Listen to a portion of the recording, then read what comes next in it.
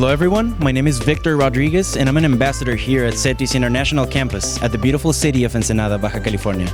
So we have a very special guest today with us. His name is José Hernández. He's an engineer, a former astronaut from NASA, and not only a role model for this generation, but for generations to come. Nice to meet you, sir. Thank you, Victor. Pleasure being here. So we have a couple of questions for you. To start off, we would love to know what fueled your dream of becoming an astronaut. Well, I think my dream was conceived when I was 10 years old, old enough to remember the tail end of the Apollo program. And if you look back in your history books, you'll see that Apollo 17 was the very last space mission to the moon. And I was blessed to be able to see it on TV, albeit an old black and white TV with rabbit ear antennas on top.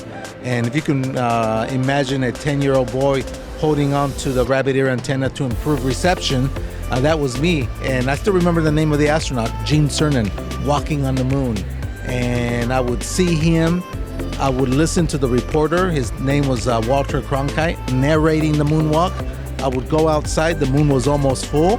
I would come back in, see astronaut Cernan walking on the moon and saying, that's what I want to be. I want to be an astronaut. So ever since I was 10 years old, I knew I want to be an astronaut. All right.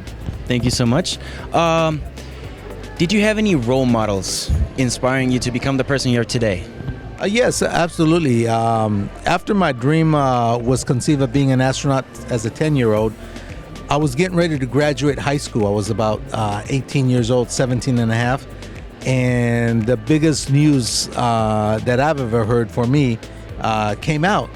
And that news was that there was this guy named Dr. Franklin Chang Diaz, who was the first Hispanic American astronaut selected by NASA.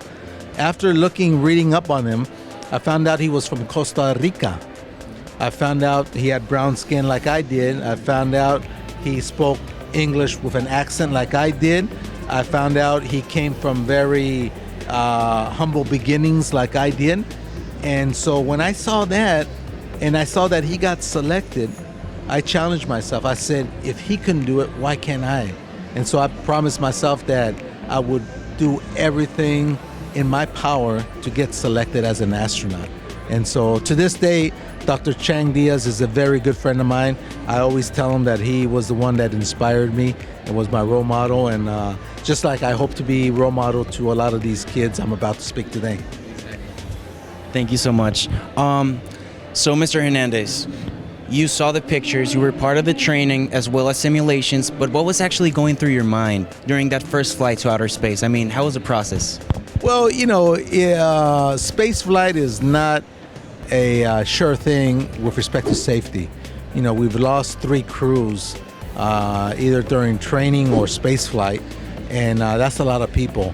And so there's always risks involved, but they're calculated risks. And so I didn't take it lightly with respect to something may happen. You know, I have 5 kids and happily married, and so there's a big responsibility there. But I had faith in our engineers at NASA, our technicians, and so I went up there and hoped for the best, and thank God everything turned out well. Thank you so much. So next question is, how are you driven, or what drives you to work with engineers, with future engineers, more specifically engineers here at CETYS University?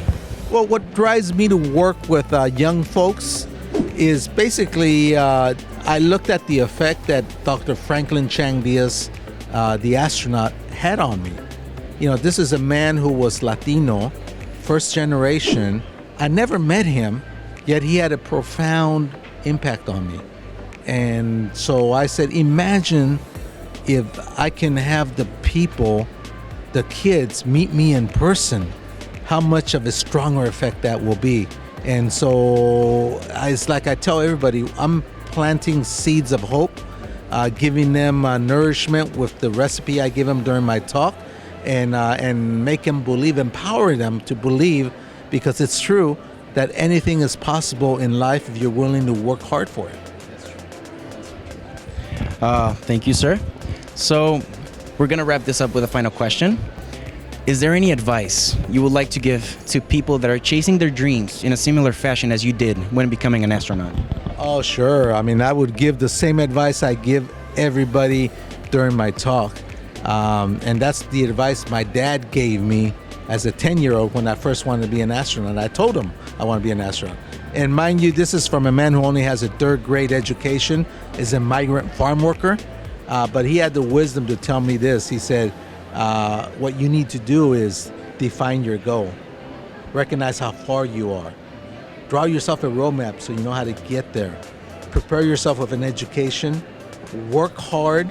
And then I add my sixth ingredient because NASA didn't select me the first, second, or third time. It was the 12th time. So the sixth ingredient is perseverance. Never, never, ever give up on yourselves.